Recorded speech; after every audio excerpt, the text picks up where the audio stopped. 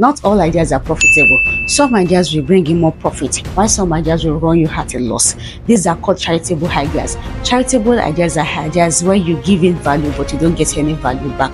For example, a charitable idea could mean having a bank, only a bank where anybody can just walk in and take money, or having a restaurant where anybody can just walk in to eat. This is the charitable ideas. It is charity, because at the end of the day, what value are you getting back? Nothing. You are not getting any value back.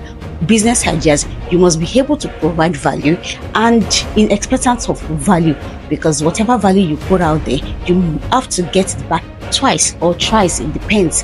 When it comes to business, you have to be focused on exchanging values. Now, another thing is that your focus audience, your target audience, when it comes to business, can they be able to afford to exchange values with you?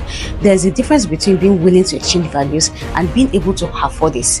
Now, willingness is okay. For example, now I may come in with a car and tell them, okay, this car costs like 10 million naira.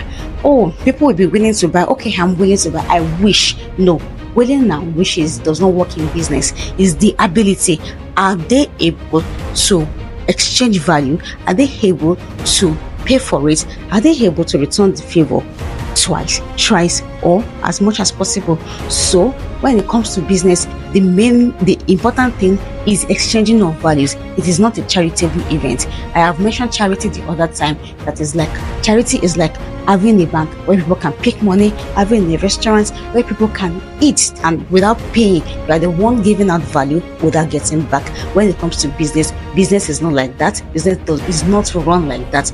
You have to give value in exchange for another value.